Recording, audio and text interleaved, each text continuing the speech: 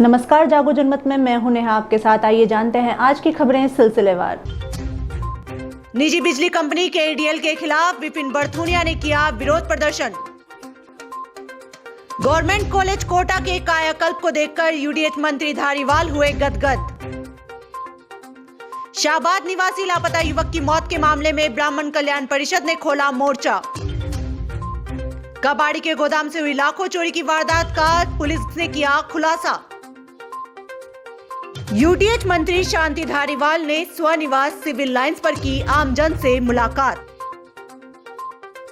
विधायक संयम लोढ़ा ने सिरोही शहर को दी 3 सौगातें। आजादी के महानायक को किया श्रद्धा पूर्वक याद। अब खबरें विस्तार से। कोटा में निजी बिजली कंपनी केईडीएल के खिलाफ विरोध प्रदर्शन करने पहुंचे कांग्रेस जिला मंत्री विपिन बरथुनिया ने लोगों के बीच में संबोधित करते हुए बिजली कंपनी में तोड़फोड़ और लूट की बात भी कह दी।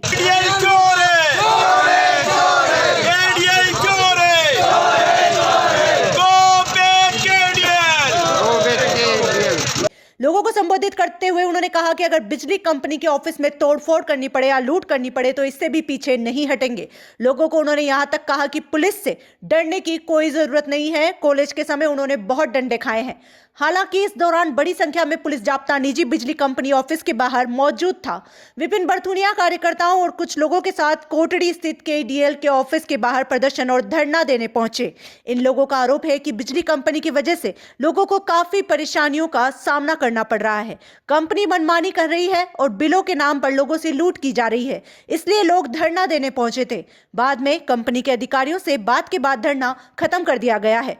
इस मामले में विपिन भदौरिया का कहना है कि लोग परेशान हैं और निजी बिजली कंपनी के अधिकारी मनमानी करते हैं, इसलिए इनके खिलाफ लगातार आंदोलन जारी है। आज हमारी केडीएल के विरुद्ध हमारा लगातार संघर्ष जारी रहता है और आगे भी जारी रहेगा। पर कुछ समय से केडीएल कुछ ज़्यादा मनमानी कर रही थी, जिसके विरोध में आज कांग्रेस के कार्यकर्ता केडीएल में एक विशाल प्रदर्शन किया। पहली मांग हमारी ये थी कि आए दिन इनके ट्रांसफार्मर से गाय मर रही थी, और दूसरी मांग ये थी 4-4 घंटे तक लाइट जा रही थी। तीसरी मांग हमारी ये थी कि जो ट्रांसफार्मर थे उनके फेंसिंग की जाए, और चौथी मांग हमारी ये थी कि जो हाई वोल्टेज से नयापुरा और मकबरा के अंदर नुकसान हुआ हाई वोल्टेज का, वो उनको मुआवजा दिया जाए। इनमें से 2 मांग उन्होंने तुरंत प्रभाव से मानी है। मांगे सारी मानी है उन्होंने, जो भी हमने दी थी। गायों का मुआवजा 10 दिन के अंदर कमेटी बना के दे दिया जाएगा, और 10 दिन के अंदर ही जिन जिन घरों के अंदर हाई वोल्टेज से उपकरण जले हैं उनका मुआवजा भी कमेटी बनाकर दे दिया जाएगा। वापस हम यहाँ आ जाएंगे फ्री, हम तो 24 घंटे बैठ जाएंगे आगे। और अगर यूआईटी निगम की तरफ से लाइट की कटौती होगी तो उसमें अखबार में ये लिखा जाएगा कि निगम और यूआईटी की वजह से हम इतने घंटे कटौती कर रहे हैं, क्योंकि उनकी आड़ में ये कटौती कर रहे थे। जिस कॉलेज में छात्र संघ अध्यक्ष रहे यूडीएच मंत्री शांति धारीवाल आज उसी कॉलेज का कायाकल्प देखकर गदगद नजर आए। उन्होंने कहा कि 100 साल से भी पुरानी ये इमारत आज भी बेहतरीन नजर आ रही है। मन में इच्छा थी कि इस कॉलेज का कायाकल्प हो। कार्य को देखकर मन में प्रसन्नता, गर्व की अनुभूति हो रही है। जी हां, गवर्नमेंट कॉलेज कोटा का नगर विकास न्यास की ओर से यूडीएच मंत्री शांति धारीवाल के निर्देशन में कायाकल्प किया गया है, जिसके बाद आज मंत्री धारीवाल ने न्यास द्वारा कॉलेज के किए गए सौंदर्यीकरण और विकास कार्यों का जायजा लेकर कॉलेज की ऐतिहासिक इमारत का रखरखाव गंभीरता के साथ करने के निर्देश दिए। इससे पूर्व यूडीएच मंत्री शांति धारीवाल ने आज कोटा शहर में भी चल रहे विकास कार्यों का निरीक्षण किया। यूडीएच मंत्री धारीवाल ने अंटागर अंडरपास से निरीक्षण की शुरुआत की। इसके साथ ही उन्होंने जेल के नजदीक बनाए गए चौराहे, जेडीबी कॉलेज सर्किल का सौंदर्यीकरण, अंडरपास के कार्यों की गुणवत्ता के साथ समय पर पूर्ण करने के निर्देश दिए। इसके बाद यूडीएच मंत्री शांति धारीवाल का काफिला कोठड़ी चौराहे की ओर बढ़ा, जहां उन्होंने कोठड़ी चौराहे पर बनाए जा रहे ग्रेड सेपरेटर की नई डिजाइन के बारे में मौके पर ही अधिकारियों से चर्चा की और चारों ओर से आने वाले ट्रैफिक की व्यवस्था की जानकारी ली। वहीं मंत्री धारीवाल ने एरोड्राम अंडरपास का भी निरीक्षण किया, जहां उन्होंने सौंदर्यीकरण के कार्य को बारीकी से देखा और समय पर गुणवत्ता के साथ कार्य पूरा करने के निर्देश दिए। घोड़ेवाला बाबा चौराहे के सौंदर्यीकरण कार्य को भी यूडीएच मंत्री ने देखा। निरीक्षण के दौरान जहां भी उनको कार्य में देरी नजर आई, नगर विकास न्यास के अधिकारियों को संवेदकों को खिलाफ जुर्माना लगाने के निर्देश भी उन्होंने दिए। कला दरगाह के नजदीक बनाए जा रहे बस स्टॉप, लाइब्रेरी, कैफेटेरिया सहित अन्य कार्यों में मौके पर कार्य की गति धीमी नजर आने पर जुर्माना लगाने के यूडीएच मंत्री शांति धारीवाल ने निर्देश दिए। निरीक्षण के दौरान संभागीय आयुक्त दीपक नंदी, कलेक्टर हरिमोहन मीणा, नगर विकास न्यास के विशेष अधिकारी आरडी मीणा, न्यास सचिव राजेश जोशी सहित नगर विकास न्यास के अभियंता मौजूद रहे। ये कॉलेज प्रशासन की लापरवाही है। कॉलेज प्रशासन की लापरवाही पहली बार बंद हुई है एनसीसी। हाँ, एनसीसी जबकि है ना हर साल 200 बच्चे इस महीने में आते हैं। तो आती है, कोई भी काम करेंगे तो उसमें कहीं ना कहीं ये आती है कि साहब ऐसे नहीं, ऐसा कर देना चाहिए, तो उसको रिव्यू कर रहे हैं। मामूली से चेंजेस हैं। मैं ये समझता हूँ कि उन चेंजेस से जो है ट्रैफिक का रेगुलेशन जो है वो ज़्यादा बेटर हो जाएगा। कोटरी सर्कल को लेकर के भी ऑब्जेक्शन था। कोटरी का तो कोई प्रॉब्लम सॉल्व हो गई, कोई दिक्कत नहीं है। वहाँ तो तीन जो है अंडरपास बनेंगे, तो 3 अंडरपास में हर आदमी आराम से एक दूसरी जगह जा सकता है। चाहे वो स्टेशन से जाने वाला, वहाँ जाने वाला, गुमानपुरा से जाने वाला गोवर्धनपुरा जाना चाहता है तो उसको भी मिल जाएगा रास्ता, सब कुछ रास्ता मिल जाएगा। निरीक्षण के दौरान किसी काम में लेट लतीफी पाई गई है सर? लेट लतीफी तो हो रही है ना, मौसम देख लो कैसा हो रहा है, बेमौसम बारिश, कोविड, दुनिया भर की प्रॉब्लम आ रही है, तो कुछ तो लेट लतीफ़ी है, लेकिन उतनी लेट लतीफ़ी नहीं है कि जिसको कि जो है वो उसकी आलोचना की जा सके। वक्त पर जो हमारी तरफ से और हमारे अधिकारियों की तरफ से जो मॉनिटरिंग होती है, उससे फिर भी जो है मामूली कोई 1-2 महीना लेट चल रहे हैं, बाकी कुछ नहीं है। 12 के शाहबाद निवासी लापता युवक की मौत के मामले में आरोपियों की गिरफ्तारी की मांग को लेकर कोटा में ब्राह्मण कल्याण परिषद ने मोर्चा खोला है। परिषद के कार्यकर्ताओं ने मामले में पुलिस पर लीपापोती का आरोप लगाते हुए आईजी कार्यालय पर प्रदर्शन किया। बाद में ज्ञापन सौंपकर जल्द से जल्द आरोपियों को गिरफ्तार करने की मांग की। ब्राह्मण कल्याण परिषद का कहना था कि 12 के शाहबाद निवासी युवक दीपेश शर्मा 9 अक्टूबर को लापता हुआ था। 3 महीने बाद 12 जनवरी को उसका शव पेड़ से लटका हुआ मिला था। पुलिस इसे आत्महत्या बता रही है, जबकि उसे मारकर लटकाया गया था।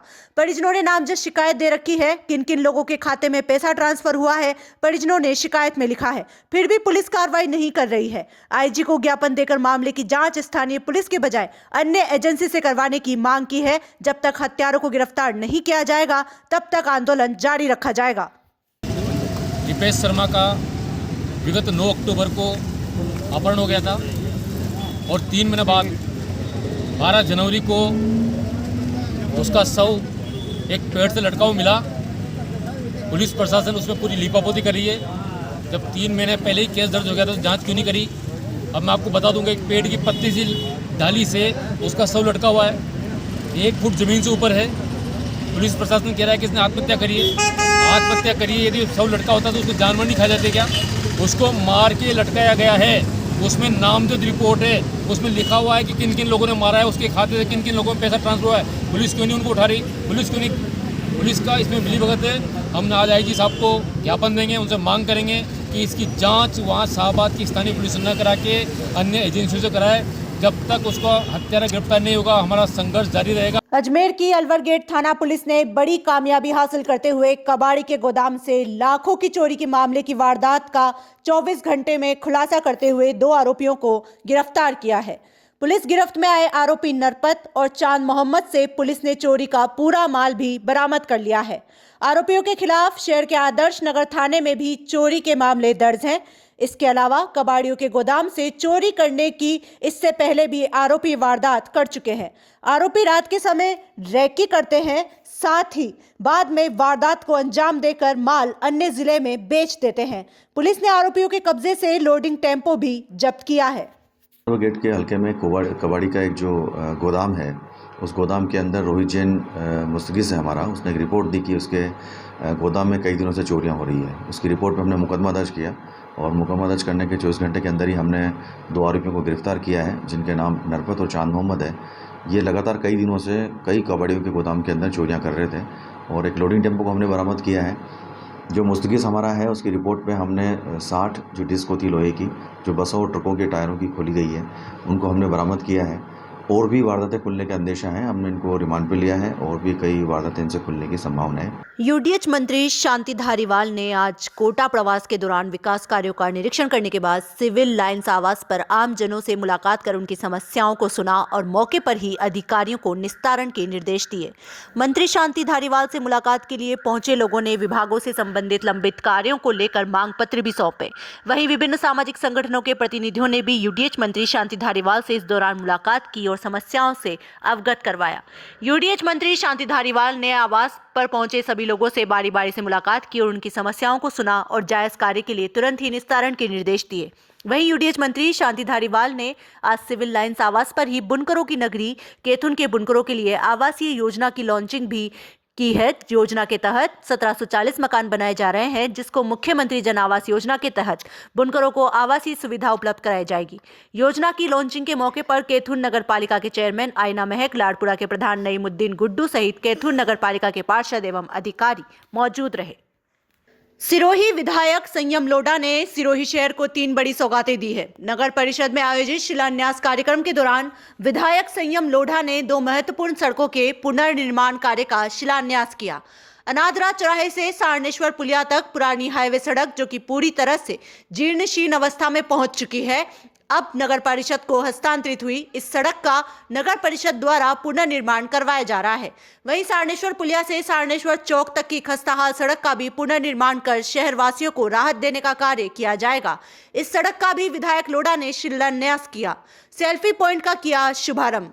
नगर परिषद द्वारा सिरोही शहर के बीचों बीच एसबी बंगले के पास सेल्फी पॉइंट बनाया गया है, जिसका भी आज विधायक संयम लोढ़ा ने विधिवत उद्घाटन कर शहरवासियों को बड़ी सौगात दी है।